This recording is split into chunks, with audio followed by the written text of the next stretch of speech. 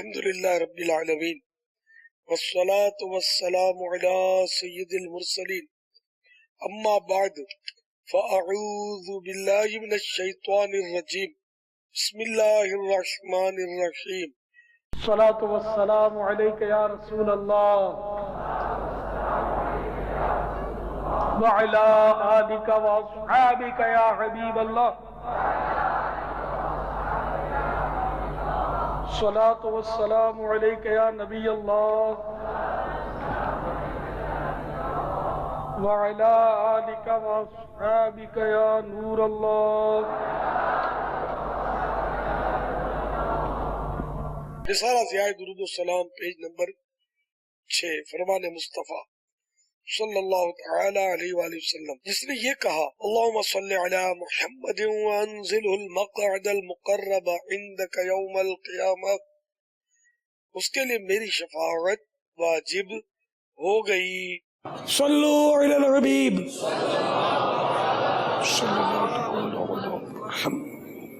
الحمدللہ۔ آج جو مدنی مذاکرہ ہونا ہے اس میں زیادہ تر کلمات کفر سے متعلق سوالات کے جوابات ہوں گے انشاءاللہ عز و جل۔ تو یہ بہت نازک موضوع ہے۔ کلمات کفر سیکھنا جو ہے نا یہ فرض ہے۔ مسلمان کو یہ علوم سیکھنے چاہیے تاکہ پتہ چلے کیسے کفر ہوتا ہے کیسے نہیں ہوتا۔ مفتی احمد یار خان نعیمی رحمۃ اللہ تعالی علیہ نے جعل حق میں واجب لکھا ہے کلمات کفر سیکھنا۔ آپ سوالات کیجئے، ہر سوال کا جواب اور وہ بھی بالصواب دے پاؤں یہ ضروری نہیں۔ اگر معلوم ہوگا تو عرض کرنے کی کوشش کروں گا، غلطی پائیں تو فوراً اصلاح فرمائیں۔ مجھے بلا وجہ اپنے موقف پر اڑنے والا نہیں بلکہ شکریہ کے ساتھ رجوع کرنے والا پائیں گے انشاءاللہ عز و جل۔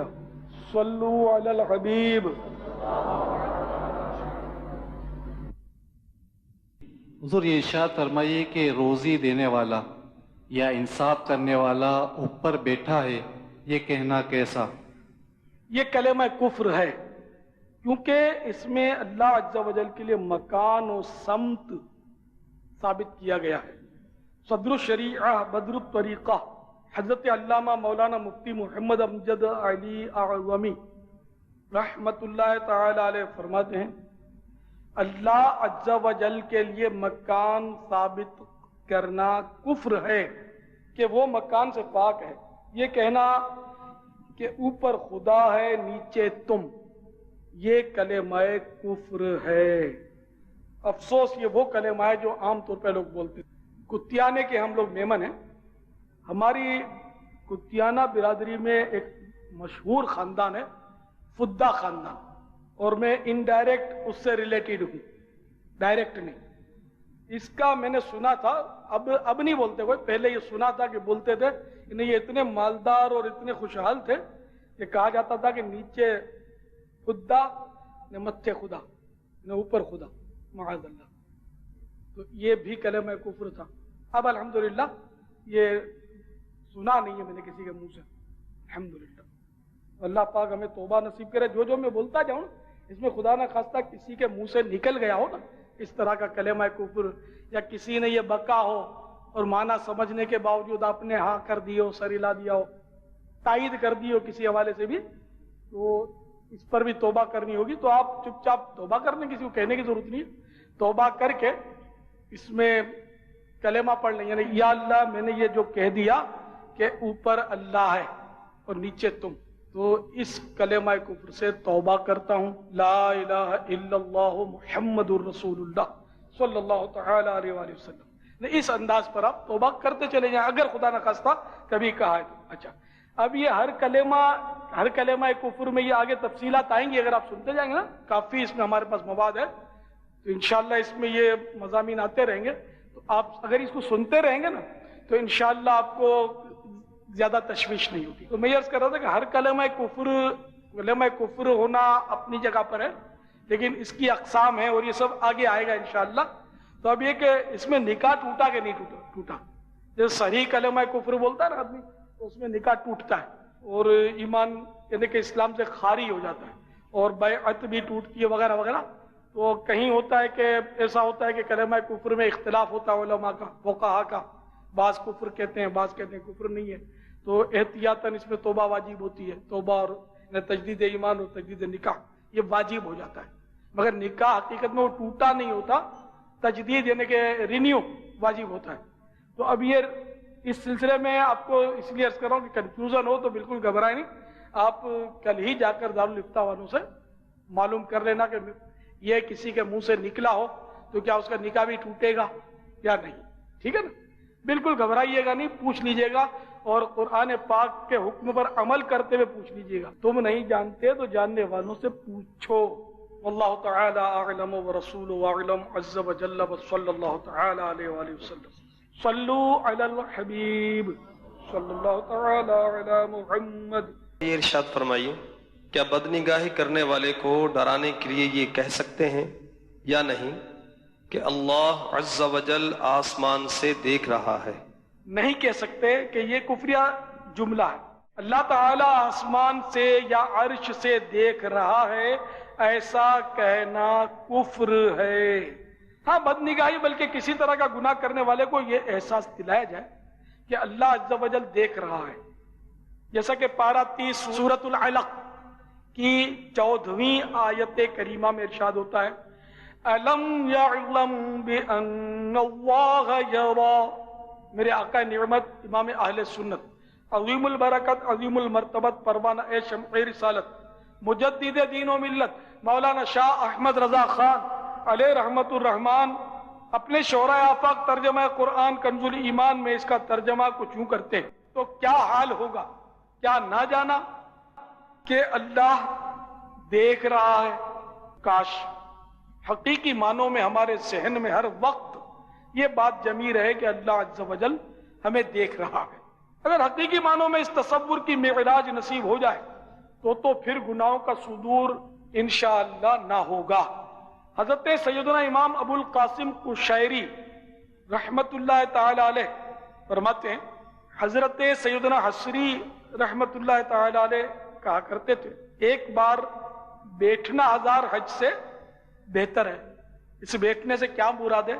اس کی وضاحت خود صاحب رسالہ قشیریہ اس طرح کرتے ہیں کہ اس سے مراد یہی ہے کہ تمام تر توجہ جمع کر کے اللہ عز و جل کی بارگاہ میں اپنے آپ کو حاضر تصور کرے، تو گویا اس طرح بیٹھنا کہ اللہ کی بارگاہ میں خود یہ حاضر ہے، ساری توجہ اس کی۔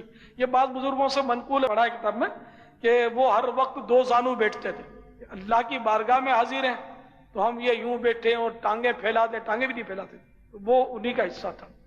ہر وقت خشوع اور خضوع سے رہتے تھے کہ اللہ تعالیٰ مجھے دیکھ رہا ہے اور میں اللہ کی بارگاہ میں حاضر ہوں۔ تو بہرحال اس طرح بیٹھنا کہ تمام تر توجہ اللہ عز و جل کی جانب رہے اور اس کی بارگاہ میں اپنے آپ کو حاضر تصور کرے، تو ایسا بیٹھنا ان کے نزدیک 1000 حج نفل سے بہتر ہے۔ کاش نگاہوں کی حفاظت کی عادت بن جائے کہ بد نگاہی کا عذاب کسی سے بھی برداشت نہیں ہو سکے گا۔ یقیناً حضرت علامہ عبد الرحمن ابن جوزی علیہ رحمت اللہ القوی بحر الدموع میں نقل کرتے ہیں، جس نے نامحرم سے آنکھ کی حفاظت نہ کی بروز قیامت اس کی آنکھ میں آگ کی سلائی پھیری جائے گی۔ حجت الاسلام حضرت سیدنا امام محمد غزالی علیہ رحمت اللہ الوالی نقل کرتے ہیں، حضرت سیدنا جنید بغدادی علیہ رحمت اللہ الہادی سے کسی نے عرض کیا، میں آنکھیں نیچی رکھنے کی عادت بنانا چاہتا ہوں، کوئی ایسی بات ارشاد فرمائیے جس سے مدد حاصل کر سکوں۔ فرمایا یہ ذہن بنائے رکھو کہ میری نظر کسی کو تاڑے اس سے پہلے ایک دیکھنے والا یعنی اللہ عز و جل مجھے دیکھ رہا ہے۔ حضرت سیدنا فرقت سنجی رحمت اللہ تعالی علیہ فرماتے ہیں، منافق جب دیکھتا ہے کہ اسے کوئی آدمی نہیں دیکھ رہا تو گناہ کر ڈالتا ہے۔ لوگ نہ دیکھیں اس بات کا تو وہ خیال رکھتا ہے، مگر اللہ عز و جل دیکھ رہا ہے اس بات کا لحاظ نہیں کرتا۔ واللہ تعالی اعلم ورسولہ اعلم عز و جل وصلی اللہ تعالی علیہ وآلہ وسلم۔ صلوا علی الحبیب صلی اللہ تعالی علی محمد۔ یہ شعر درست ہے یا نہیں؟ عرش اعظم پہ رب سبز گنبد میں تم، کیوں کہوں میرا کوئی سہارا نہیں، میں مدینے سے لیکن بہت دور ہوں، یہ خلش میرے دل کو گوارا نہیں۔ اس شعر کے ابتدائی الفاظ عرش اعظم پہ رب سبز گنبد میں تم، یہ وہی بات ہو گئی اللہ اوپر ہے اور تم نیچے ہو۔ اس میں بظاہر معاذ اللہ عرش اعظم پر اللہ عز و جل کا مکان مانا گیا ہے، اور اللہ عز و جل کے لیے مکان ماننا کفر ہے۔ اگر اس شعر کی ابتدا میں عرش اعظم کا رب پڑھ لیا جائے، یعنی عرش اعظم کا رب سبز گنبد میں تم، کیوں کہوں میرا کوئی سہارا نہیں، میں مدینے سے لیکن بہت دور ہوں، یہ خلش میرے دل کو گوارا نہیں۔ اب یہ سارا درست ہو گیا۔ ہمارے پیر و مرشد سیدی قطب مدینہ کے آستانے پر یہ اسی طرح پڑھا جاتا تھا۔ کلام بہت اچھا تھا یہ اس مصرعے کے حصے کے علاوہ۔ عرش اعظم کا رب سبز گنبد میں تم، کیوں کہوں میرا کوئی سہارا نہیں، میں مدینے سے لیکن بہت دور ہوں، یہ خلش میرے دل کو گوارا نہیں۔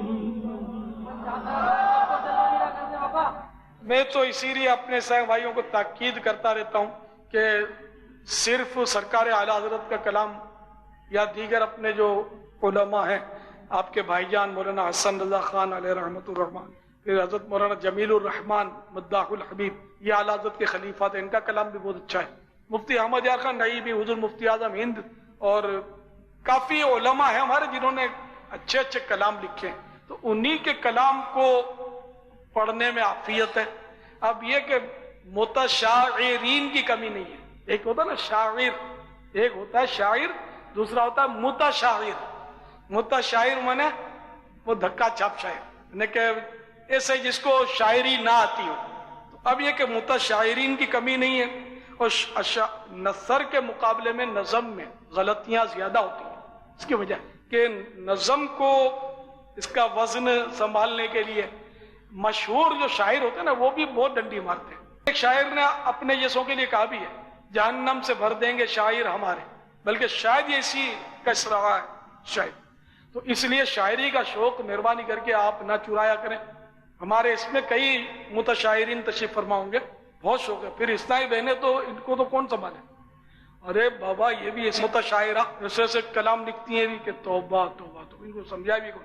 تو اس لیے مہربانی کر کے آپ کو تو یہی دعوت اسلامی والوں کو تو میں یہی مشورہ دوں گا کہ اس وقت تک آپ شاعری نہ کریں جب تک آپ پر عالم کی تعریف صادق آ جائے۔ ایک تو آپ عالم ہو جائیں، ہر عالم بھی شاعری نہیں کر سکتا معذرت کے ساتھ، قرآن و حدیث پر گہری نظر ہونی چاہیے، اور ایسا ہر عالم کی گہری نظر ہونا مشکل ہے۔ اس کے ساتھ تجربات اس کو بہت چاہیے، صحبتیں چاہیے، پلس علم دین، کیونکہ یہ دینی شاعری ہے تو اس کے لیے علم دین ضروری ہے، ورنہ پھر کفریات بکے گا، اور بک رہے ہیں، ہول سیل میں کفریات بکتے ہیں، اشعار میں نعتوں میں کفریات بکتے ہیں، ہول سیل میں بکتے ہیں۔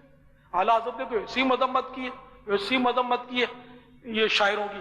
تو آپ جب تک اچھے خاصے عالم دین نہ بن جائیں، اور اس کے بعد کب لکھیں جب آپ کو شاعری کا فن باقاعدہ سمجھ میں نہ آ جائے۔ شاعری کا فن نہیں آئے گا تو پھر اوٹ پٹانگ لکھیں گے، علماء کو بدنام کریں گے، یہ عالم ہو کر دیکھو ایسا اوٹ پٹانگ شعر لکھا، کوئی شاعر اس کو پڑھے گا تو اس لیے یہ فن ہے۔ کسی کو مایوس کرنا ہو تو اس کو کہہ دینا چاہیے یار یہ بہت مشکل ہے، تو خدا کی قسم شاعری بہت مشکل ہے۔ میں آپ مایوس ہو جائیں اس میں میں خوش ہوں۔ اپنے کو شاعری نہیں کرنی، اپنے کو سنتوں کی دھومیں مچانی۔ ہمارے علماء کرام نے، ہمارے بزرگوں نے ہم کو لاکھوں کروڑوں اشعار لکھ کے دے دیے، تو یہ پڑھتے رہے تو عمر تمام ہو جائے گی۔ الحمدللہ ہمارے امیر سنت نے بھی ہمیں بے شمار کلام عطا فرما دیے، بلکہ امیر علیہ سنت کے کلام کو جب سنتے اور پڑھتے ہیں تو ایسا لگتا ہے گویا کہ اعلیٰ حضرت کے اشعار کو آسان کر کے امیر سنت ہمارے لیے پیش کرتے چلے جا رہے ہیں، الحمدللہ۔ مگر میرے تنظیمی اشعار نہیں پڑھے جاتے، یہ مجھے دکھ ہے۔ مدنی انعامات کے، مدنی قافلوں کے، سنتوں کے، یہ ہمارے نعت خوان اس طرح میں نہیں پڑھتے۔ اس سے یہ نفسیاتی اثر ہے کہ نثر سے نظم زیادہ مؤثر ہوتی ہے، دل پر چوٹ جلدی کرتی ہے، سب کو تجربہ ہوتا ہے. جیسے کہ بیان ہو رہا ہے اور اگر کوئی شعر پڑھے گا نا بیان کرنے والا تو بے ساختہ سبحان اللہ نکل جائے گا. تو اشعار زیادہ ذہن دل پہ اثر کرتے ہیں. تو اب یہ کہ وہ جو اصلاحی قسم کے اشعار، تبلیغی نوعیت کے، نیکی کی دعوت پر مشتمل، گناہوں سے ندامت دلانے والے اشعار اور کئی طرح کے اشعار الحمدللہ میں کوشش کرتا ہوں تبلیغ کے حوالے سے، لیکن بس میرے نعت خوان اس کو پڑھتے نہیں ہیں. یہ نعت خوان سارے انشاءاللہ مدنی قافلوں میں سفر کے خوگر ہو جائیں گے نا تو پڑھیں گے انشاءاللہ. واللہ تعالی اعلم ورسولہ اعلم عز وجل وصلی اللہ تعالی علیہ وآلہ وسلم. صلو علی الحبیب محمد وعلی آلہ واصحابہ وبارک وسلم. کسی نے یوں کہا، اوپر اللہ کا سہارا، زمین پر آپ کا سہارا، کیسا ہے؟ کفر ہے کہ اس میں بھی اللہ تبارک و تعالی کے لیے مکان و سمت کو ثابت کیا جا رہا ہے. میٹھے میٹھے اسلامی بھائیوں، غفلت کا دور دورہ ہے، مدنی ماحول سے دوری، علم دین سے عدم دلچسپی، صرف دنیا بنانے کی لگن اور فقط دھن کمانے کی دھن انتہائی تشویشناک ہے. مدنی ذہن بنائیے، غفلت کی نیند سے بیدار ہو جائیے، ایمان کی حفاظت کی مدنی سوچ اپنائیے، برے خاتمے کے خوف سے آنسو بہائیے، خوف خداوندی عز و جل کے باعث تنہائی میں رونے کی عادت بنائیے اور زبان پر قفل مدینہ لگائیے، یعنی خاموشی کی عادت اپنائیے. انشاءاللہ عز و جل ایمان سلامت رہے گا، جہنم سے پناہ حاصل ہوگی اور جنت الفردوس میں داخلہ بھی نصیب ہوگا. کہ واقعی جو زیادہ بولتے ہیں ان سے کفریات نکلنے کا احتمال زیادہ ہوتا ہے. حضرت سیدنا عقبہ بن عامر رضی اللہ تعالی عنہ نے عرض کیا، یا رسول اللہ عز و جل و صلی اللہ تعالی علیہ وآلہ وسلم، نجات کیا ہے؟ فرمایا، نمبر 1 اپنی زبان کو روک رکھو، یعنی غیر ضروری باتوں سے. نمبر 2 تمہارا گھر تمہیں کفایت کرے، یعنی بلا ضرورت گھر سے مت نکلو. اور نمبر 3 گناہوں پر رو. یہ جو ہوٹل کانفرنس کرتے ہیں، یہ راتوں کو بہت جاگتے ہیں بیچارے، بہت گپے مارتے ہیں. کاش یہ حدیث شریف ہم سب کے لیے نجات کا باعث بن جائے، عمل کا جذبہ مل جائے. پھر یہ 3 مدنی پھول لکھ لیں چاہے تو. اللہ. نمبر 1 اپنی زبان کو روک رکھو، قفل مدینہ.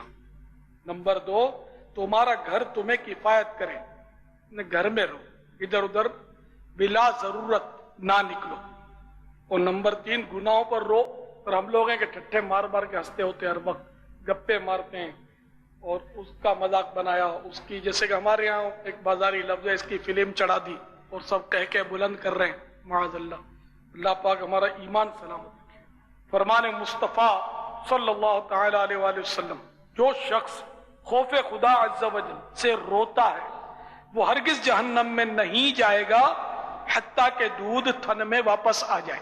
یہ بہت اچھی تمثیل ہے، اتنی زبردست یعنی خوف خدا کی فضیلت ہے اگر کوئی سمجھے تو، کہ جس طرح تھن میں دودھ کا واپس جانا یہ ایک امر محال ہی ہے، یعنی کہ ناممکن اور مشکل ترین امر ہے، تو جس طرح تھن میں دودھ واپس نہیں جا سکتا، اسی طرح اللہ کی رحمت سے، محبوب کی عنایت سے خوف خدا میں رونے والا بھی دوزخ میں نہیں داخل ہوگا.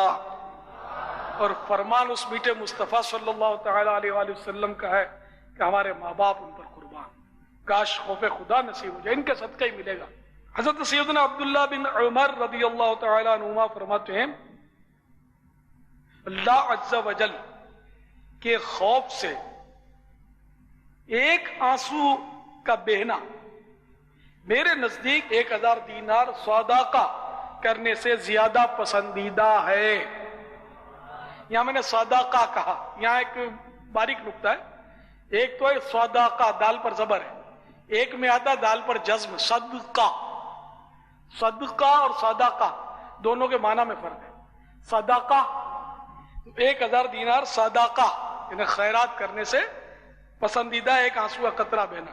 جو خوف خدا سے بھیجا ہے. ان کے نزدیک سیدنا عبداللہ بن عمر رضی اللہ عنہما بھیجا. اور ایک ہے صدقہ، دال اس میں ساکن ہے، تو صدقہ لکھا دونوں ایک ہی طرح جاتا ہے، بس پڑھنے میں فرق ہے. صدقہ دال پر جزم لگایا جائے گا. تو صدقہ مانے واسطہ، یا اللہ غوث پاک کے صدقے میں کرم کر دے، یا اللہ میٹھے محبوب کا صدقہ ہماری مشکل آسان کر دے، اے پروردگار سرکار اعلیٰ حضرت کے صدقے میں ہمیں خوف خدا اور عشق مصطفیٰ دے دے. تو یہاں ہے صدقہ. صدقہ اور صدقہ یہ لغت کا ایک نقطہ مدنی پھول عرض کیا میں نے، وہ لکھ لیں تو آپ کو زیادہ بہتر رہے گا انشاءاللہ. واللہ تعالی اعلم ورسولہ اعلم عز وجل وصلی اللہ تعالی علیہ وآلہ وسلم. صلو علی الحبیب محمد وعلی آلہ واصحابہ وبارک وسلم. حضور یہ ارشاد فرمائیے کہ اگر کسی نے یہ کہا کہ نہ جانے میرا بلاوا کب آئے گا، شاید بنانے والا بھول گیا ہے، یہ کہنا کیسا ہے؟ یہ کفر ہے، کیونکہ اللہ عز و جل بھولنے سے پاک ہے. باہر شریعت میں کوئی شخص بیمار نہیں ہوتا یا بہت بوڑھا ہے مرتا نہیں، اس کے لیے یہ کہنا کہ اسے اللہ میاں بھول گئے ہیں معاذ اللہ، یہ کفر ہے. واللہ تعالی اعلم ورسولہ اعلم عز وجل وصلی اللہ تعالی علیہ وآلہ وسلم. صلو علی الحبیب صلی اللہ تعالی علی محمد. اللہ میاں کہنا کیسا ہے؟ اللہ عز و جل کے ساتھ میاں کا لفظ بولنا ممنوع ہے، کیونکہ اس کے بعض معنی اللہ عز و جل کی شان عظمت نشان کے خلاف ہے. مثلا میاں یعنی شوہر، لہذا اللہ عز و جل کہا جائے اللہ پاک، اللہ تعالی، اللہ تبارک و تعالی، یہ بولنا چاہیے. اللہ میاں نہ کہا جائے.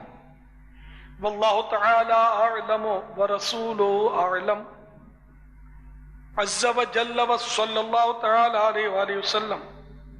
صلو علی الحبیب محمد وعلی آلہ واصحابہ وبارک وسلم. یہ ارشاد فرمائیے کسی شخص نے یہ جملہ کہا اگر میرا فلاں کام نہ ہوا تو میں کافر ہو جاؤں گا، کیا حکم ہوگا؟ یہ کافر لفظ نہیں ہے، کافر. کلمہ کفر نہیں ہے، کلمہ کفر، جیسے کلمہ طیبہ، کلمہ طیبہ نہیں ہے، کلمہ. بہرحال سوال کا جواب عرض کرنے کی کوشش کرتا ہوں. وہ شخص ان کلمات کے کہتے ہی کافر ہو گیا کہ یہ ارادہ کفر ہے، اور ارادہ کفر خود کفر ہے، کیونکہ وہ فلاں کام ہونے پر مستقبل میں کافر ہونے پر راضی ہو گیا. کفر کو ہلکا جانا نا کہ میں کافر بھی ہو سکتا ہوں، ہو جاؤں گا، نہیں ہوا تو ایسا لاپرواہ اور ایسا بے باک آدمی کہ جو کفر و ایمان کی کوئی اہمیت نہیں سمجھ رہا، تو یہ ایسا کہتے ہی یہ شخص جو ہے وہ ابھی کافر ہو گیا. یہاں تک کہ اگر کوئی کہے کہ میں 100 سال کے بعد کافر ہو جاؤں گا تو وہ اب بھی کہتے ہی کافر ہو گیا. واللہ تعالی اعلم ورسولہ اعلم عز وجل وصلی اللہ تعالی علیہ وآلہ وسلم. صلو علی الحبیب صلی اللہ تعالی علی محمد. مسلمان ایجنٹ نے کسی مسلمان کو ویزا فارم پر عیسائی لکھنے کا مشورہ دیا تو کیا حکم ہے؟ مشورہ دیتے ہی ایجنٹ کافر ہو چکا. جس کو مشورہ دیا گیا اسے لازم ہے کہ وہ اس مشورے کو مسترد کر دے. کسی کی عورت کو مشورہ دیا کہ تو کافر ہو جا تاکہ نکاح ٹوٹے اور شوہر سے پیچھا چھوٹے، وہ عورت کفر کرے یا نہ کرے، یہ مشورہ دینے والا کافر ہو گیا. واللہ تعالی اعلم ورسولہ اعلم عز وجل وصلی اللہ تعالی علیہ وآلہ وسلم. صلو علی الحبیب صلی اللہ تعالی علی محمد. کفار کے ممالک میں نوکری حاصل کرنے کے لیے ویزا فارم پر اپنے آپ کو جھوٹ موٹ یہودی لکھ دینا کیسا ہے؟ تنگ دستی کی وجہ سے کفار کے یہاں نوکری کی خاطر یا ویزا فارم پر یا کسی طرح کی رقم وغیرہ کی بچت کے لیے درخواست پر اگر خود کو جھوٹ موٹ عیسائی، یہودی، قادیانی یا کسی بھی کافر و مرتد گروہ کا فرد لکھا یا لکھوایا تو کافر ہو گیا۔ بعض لوگ معاذ اللہ زکوٰۃ کی بچت کہ حکومت زکوٰۃ منہا نہ کر لے، کاٹ نہ لے، اس کے لیے بھی اس طرح کے چکر چلاتے ہیں، نعوذ باللہ۔ ایمان جائے تو جائے، مال نہ جائے، نعوذ باللہ من ذالک۔ تو ان کو بھی توبہ کرنی ہوگی اگر کسی نے ایسا کیا ہو۔ واللہ تعالی اعلم ورسولہ اعلم عز وجل وصلی اللہ تعالی علیہ وآلہ وسلم۔ صلو علی الحبیب محمد وعلی آلہ واصحابہ وبارک وسلم۔ کسی سے مالی مدد کی درخواست کرتے ہوئے کہنا یا لکھنا کہ اگر آپ نے میرا کام نہ کیا تو میں قادیانی یا عیسائی ہو جاؤں گا، یہ کیسا؟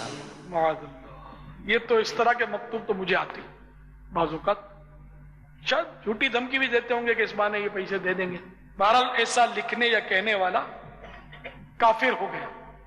یہاں تک کہ اگر کوئی کہے یا لکھے کہ میں 100 سال کے بعد کافر ہو جاؤں گا تو وہ ابھی سے کافر ہو گیا۔ معاذ اللہ، معاذ اللہ۔ میٹھے میٹھے سائیں بھائیوں، ہم سب کو ایمان کی حفاظت کی ضرور ضرور ضرور فکر کرنی چاہیے۔ زبان کی تیزی، فضول بک بک کی عادت اور گناہوں پر دلیری، بے باکی اور غفلت، غرور و تکبر وغیرہ بڑے بڑے خطرناک باطنی امراض ہیں۔ اگر دوسروں کو بلا اجازت شرعی جھاڑنے لتاڑنے وغیرہ کے سبب ایمان برباد ہو گیا تو کیا ہو کہ بات بات پہ لوگ طرح طرح کے کفریات بکتے رہتے ہیں، اور یہ پیسوں کے لیے ایمان پر کھیل جانے کا تو ایسا انداز ہے کہ مت پوچھو بات۔ ابھی زیادہ عرصہ نہیں ہوا، 2 سال بھی نہیں ہوئے اس واقعے کو، 1.5 سال ہوا ہوگا۔ ایک شخص میرے پاس آیا اور کہنے لگا کہ میری تنگ دستی ہے، فلاں ہے، اور مجھے الگ سے وقت دو، کیونکہ بس میں نے سب چھوڑ دیا اپنا دین و ایمان اور میں اب کافر ہو چکا ہوں۔ اگر آپ مجھے میرا مسئلہ حل کریں گے تو میں پھر مسلمان ہوں گا۔ پھر میں نے اس کو سمجھا بجھا کر اسی وقت توبہ تو کروائی، پھر میں نے اس کو الگ سے وقت بھی دیا، اس سے بات سنی اس کی، تو اس نے کوئی رقم کا مطالبہ کیا مجھ سے۔ اب ظاہر ہے کہ اتنی بڑی تحریک ہے اور میں دعوت اسلامی والا ہوں الحمدللہ، اور تجربات بھی ہیں، اس طرح کے لوگ مجھے تو ٹکرتے رہتے ہیں پیسے مانگنے والے، تو ایک دم سے پیسے میں کیسے دوں؟ تو میں نے اس کو کسوٹی پہ رکھا، اس شخص کو کسی اسلامی بھائی کی ڈیوٹی لگائی کہ دیکھو اس کا مسئلہ کیا ہے۔ اس نے مجھے انکوائری کر کے بتایا کہ یہ چیٹر ہے، دم نہیں ہے اس کو دینے ایسا پیسے نہیں ہے، مطمئن نہیں ہوا۔ تو پھر وہ آتا جاتا رہا، میں اس کو بھگا دیا، میں نے کہا اس کو مطمئن کرو، پھر وہی ترکیب بنائے گا کچھ۔ میں نے کہا تھا کہ تم مطمئن ہو جاؤ تو پھر ترکیب بنا دو اس کی۔ تو اس طرح مطلب معاذ اللہ، اب بھی واللہ عالم اگر سچا بھی تھا بالفرض، واقعی تنگ دستہ، ہماری تحقیق ہی غلط تھی اس کی، پھر بھی نعوذ باللہ وہ تو مرتد ہو گیا تھا کہ میں تو کافر ہو گیا ہوں، میری تنگ دستی دور نہیں ہوتی، میری مشکل آسان نہیں ہوتی۔ اس طرح لوگ اتنا نعوذ باللہ ایمان کو کیا سمجھتے ہیں پتہ نہیں، معاذ اللہ ثم معاذ اللہ۔ یہاں تک کہ ایک میرے پاس حافظ صاحب آئے، تعجب ہوگا آپ کو کہ میں عمرے پر جا رہا ہوں، رومال بندھا ہوا تھا، باقاعدہ داڑھی پوری تھی، وہ میں حافظ قرآن ہوں اور عمرے پہ جا رہا ہوں، مجھے ایک غلطی کی آپ سے معافی مانگنی ہے۔ میں تو اس کو جانتا نہیں تھا، اب غلطی کیا بتائی آپ سنیے۔ اس نے کہا کہ ایک بار ہمارے یہاں فلاں شہر میں آپ آئے تھے پنجاب کے، تو آپ کے جو قریب کے لوگ تھے وہ مجھے ملنے نہیں دے رہے تھے، اور مجھے ملنے کا بہت آپ سے شوق تھا، تو میں نے جھوٹ موٹ اس سے کہا کہ میں عیسائی ہوں اور الیاس قادری کے ہاتھ پر مجھے مسلمان ہونا ہے۔ وہ تو بڑی آؤ بھگت کر کے مجھے اندر لیا، آپ سے ملوا دیا، آپ نے بھی توبہ کروائی، مجھے کلمہ پڑھایا، اور میں نے یہ جھوٹ بولا تھا، اس لیے میں آپ سے معافی مانگتا ہوں۔ نعوذ باللہ اس نے اتنی بڑی یعنی کہ چالاکی کی تھی جیسے کہ بہت بڑا کارنامہ کہ دیکھو دنیا کی کوئی طاقت نہیں مل سکتی، میں الیاس قادری سے مل کر آیا، لیکن ایمان داؤ پہ لگا کے ملنا، اللہ اللہ۔ میں نے کہا بھائی یہ تو اس طرح کہنے سے تو آدمی مرتد ہو جاتا ہے، اسلام سے ہی خارج ہو گیا، نکاح بھی ٹوٹ جائے سب، بالکل یہ تو صریح کفر ہے، قطعی کفر ہے۔ خیر وہ میں نے اس کو جو مجھے سمجھانا تھا اس کو عرض کیا میں نے. بیچارہ جا عمرے پہ رہا تھا. تو یہ حالت ہے جہالت کی انتہا پہ. یہاں تو لوگ حافظ صاحب کو تو بہت بڑا علامہ سمجھتے ہیں. حافظ قرآن نے میرے کو یہ مسئلہ بتایا. دلیل بن جائے. اگر کوئی اور عالم بتائے بھی نا تو وہ اگر حافظ نہ ہو تو حافظ صاحب کی ویلیو زیادہ. حافظ قرآن ہونا واقعی اس میں کوئی شک نہیں, اعلیٰ بات ہے. لیکن عالم جو ہے, عالم کی فضیلت زیادہ ہے. یہاں تک کہ ایک سید ہو جو غیر عالم ہو. سید بہت بڑی سعادت کی بات ہے, سید ہونا آل رسول جس کو ہم بولتے ہیں سید. لیکن اگر وہ سید غیر عالم ہے نا, عالم نہیں ہے, اور دوسرا جو عالم ہے وہ سید نہیں ہے مگر عالم ہے, تو یہ یاد رکھیے گا کہ عالم جو ہے وہ سید سے افضل ہے. ہاں اگر سید بھی عالم ہے, دونوں ہم وزن عالم ہیں, تو اب وہ سیادت کی وجہ سے بازی لے گیا کہ اب وہ سید اور عالم ہے اس لیے وہ افضل ہو گیا. تو اس لیے عالم ہونا یہ بس وہ بزرگوں کا قول بڑی سمجھ میں آتا ہے میرے تو, کہ عالم ہی انسان ہے. بہت سمجھ میں آتا ہے حقیقت میں. علم ہی انسان اور حیوان میں فرق کر دیتا ہے. باقی تو جہالت کی وجہ سے آدمی اتنا الٹا سیدھا بکتے ہیں کہ بس اتنا بکتے ہیں کہ توبہ توبہ توبہ. ایک بار ایک 80 سال کا بوڑھا ہماری برادری کا تھا, وہ کھڑے ہوئے تھے. ہم بہت پرانی بات کر رہا ہوں, دعوت اسلامی کی بھی سے پہلے کی. افسوس اب تو اس کے زندہ ہونے کی مجھے بظاہر کوئی امید نہیں ہے, دیکھا ہی نہیں اس کو میں. مجھ میں ضرورت نہیں تھی, وہ اتنا تیز تھا کہ وہ مجھے نوچ ڈالتا, شاید مزید بحث کرتا شاید. وہ ان دنوں برسات نہیں ہو رہی تھی, بارش نہیں ہو رہی تھی, تو وہ اندھیرا ہوتا تھا. اور اندھیر ہوتی ہے اور اپنے کو لگتا ہے کہ ابھی ٹوٹ پڑے گی بارش تو پھر فضا کھل جاتی ہے, اس طرح کا کچھ ماحول تھا. تو پھر شاید اندھیر ہوئی یا بجلی چمکی, پتہ نہیں کیا ہوا. تو اس بڈھے نے بولتا ہو, زیادہ بولنے والے کے لیے بہت رسک ہوتا ہے. اس نے بولا, میمنی میں بولا, جس کا اردو میں ترجمہ کچھ اس طرح تھا کہ دیکھو تو صحیح اللہ میاں کتنا ستاتا ہے. نعوذ باللہ, صریح کفر, کنفرم یعنی قطعی کفر. نارتا صحیح اللہ کدو ستائے تو نعوذ باللہ کیسا ستاتا ہے. بڑا افسوس ہے مجھ میں. اس وقت سمجھ گیا تھا میں کہ یہ اس نے بک دیا ہے. میری جرت نہیں ہوئی کہ میں اس کو توبہ. اب تو الحمدللہ بعد میں تو جب تھوڑی اٹھان لی اور 4 آدمی ذرا ماننے لگے میری بات, تو اب تو ہمت آ گئی ہے, لیکن پہلے ہمت نہیں ہوتی تھی. اب تقریباً یہ کہ ہمت کر جاتا ہوں, پاؤں پہ ہاتھ رکھ کر, اور اس طرح میں نے کیے ترکیبیں بعض اوقات. یہ آپ نے کیا بول دیا حضرت, آپ غور تو فرمائیں. اللہ تعالیٰ بس ہمارا ایمان سلامت ہے. ایک بار میں کہیں گیا ہوا تھا کسی ایسی جگہ پر جہاں کثیر علماء تھے, اور ایک پتہ نہیں 100 سال کے آس پاس کی عمر کے بزرگ ہوں گے, بہت عمر رسیدہ, بولتے نان اسٹاپ بولتے چلے جا رہے تھے. قوم عقیدت سے سر جھکائے سنتے, بڑی نسبتوں والے تھے. مجھے انہوں نے یاد فرمایا, میں بھی حاضر ہو گیا, بیٹھ گیا ان کے پاس عقیدت سے دستبوسی کر کے. بولتے کسی نے ان کو پوچھا کہ حضرت آپ کی عمر کتنی. اب وہ چونکہ بولتے تو بیچارے کہنے لگے وہ تو میاں بات یوں ہوئی کہ ملک الموت راستہ بھول گئے ہیں. تو کہے کا فوارہ ابلا, ہنسی کا فوارہ ابلا. اوئے ہوئے میرے تن بدن میں آگ لگ گئی کہ انہوں نے ملک الموت علیہ السلام کی اتنی بڑی توہین کر دی کہ ملک الموت راستہ کیسے بھولیں گے. اللہ نے جس کا آرڈر فرما دیا کہ اس کی روح قبض کر لو تو وہ بھول کرتے نہیں. میں تو کانپ گیا, اور میں نے فوراً ان سے عرض کیا کہ حضرت آپ رجوع کیجئے, یہ آپ نے کیا کہہ دیا, ملک الموت راستہ نہیں بھولتے. اور میں نے وہ اعلان کیا کہ جو اس کلمے پر راضی ہو کر ہنسے ہیں وہ سب توبہ کریں. اب سب کو سانپ سونگ گئے, اب سناٹا ہو گیا.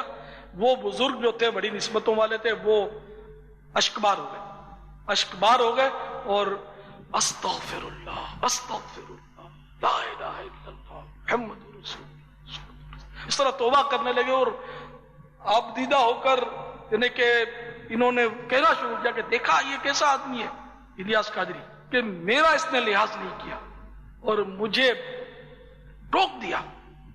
اب بھی اہل حق موجود ہیں جو کسی کی رعایت نہیں کرتے. تو یہ الحمدللہ یہ دعوت اسلامی کے دور کی بات کر رہا ہوں میں. کہ دعوت اسلامی جب بن گئی اور 4 آدمی پہچاننے لگے تو اپنا دل کھل گیا. الحمدللہ. ایسے اور بھی واقعات ہوئے ہیں بعض.